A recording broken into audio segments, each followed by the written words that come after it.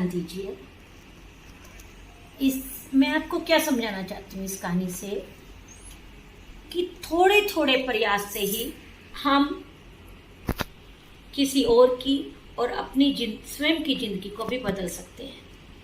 एक प्रसंग के माध्यम से मैं आपको बताना चाहूंगी।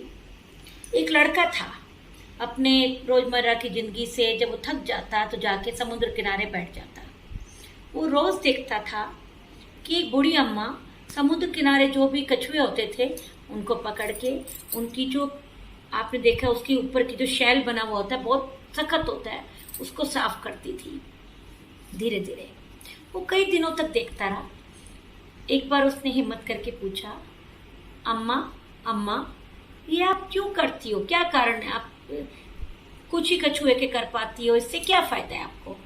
अब देखो इतने लोग समुद्र किनारे घूम रहे हैं और तो कोई नहीं कर रहा, आप क्यों अपना आराम से एंजॉय करो, लहरें देखो, क्या करती रहती हो? अम्मा ने कहा, बेटा देख, ये कछुए के ऊपर जो इसके ऊपर जो बना हुआ है कवच जो है, जब ये सख्त हो जाता है, गंदा हो जाता है, तो इनकी गर्मी कम हो जाती है और कछुओं को पानी में तैरने में तकलीफ होती है, कई बार वो डूब भी सकते हैं।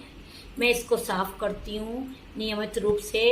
मैं ये देखती कर उस कछुए के क्या था, आज इसका क्या था, जो भी जितनी मेरे में हिम्मत है, सामर्थ्य है, मैं कछुए की पीठ को सहलाकर उसमें से कीड़े मकोड़े रेत निकाल के साफ करती हूँ, फिर से तंदुरुस्त हो जाती है।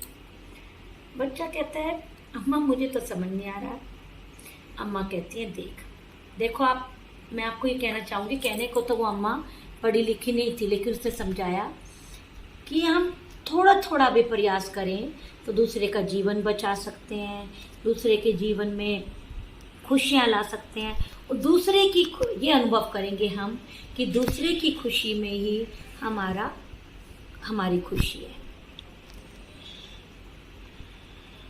देखिए, फिर मैं आगे बताना चाहूँगी। जैसे देखिए, हम रास्ते में जा रहे हैं, हम आगे बढ़ रहे हैं, रास्ते में कुछ पत्थर आए, उस पर पैर रखेंगे, आगे बढ़ जाएंगे, तो उससे हमारा तो पैर लहूलुहान होगा ही, लेकिन पीछे जो आ रहे हैं उनका भी लहूलुहान होगा और रुकावट आएगी रास्ते में।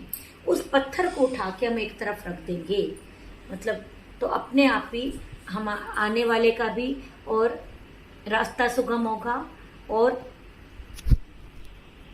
वो मतलब उसके मन से आह ही ना निकल के दुआएं निकलेंगी कि कितना रास्ता साफ है ये मेरा।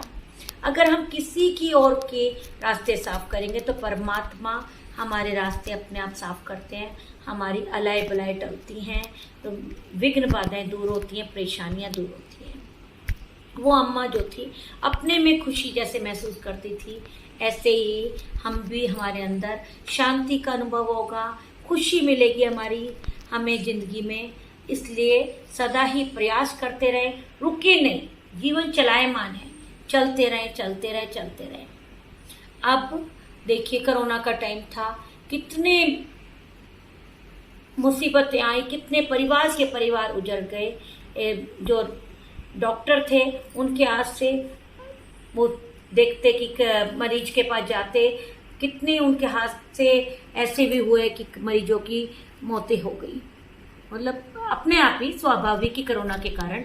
लेकिन वो जो थे डॉक्टर रुके नहीं, कितने डॉक्टरों ने भी अपने जीवन खोया, लेकिन वो रुके नहीं, आगे आगे चलते रहे, जीवन बचाने का प्रयास करते रहे। कितने मरीज जो थे ठीक हो के आज अपनी जिंदगी में खुशहाल जिंदगी जी रहे हैं अपने परिवार के साथ। इसलिए हमने रुकना नहीं है, चाहे हमारी जिंदगी में कितनी मुसीबतें आए, औरों के लिए भी अपने लिए भी एक उदाहरण बनना है, चलायमान जिंदगी को चलायमान ही रखना है।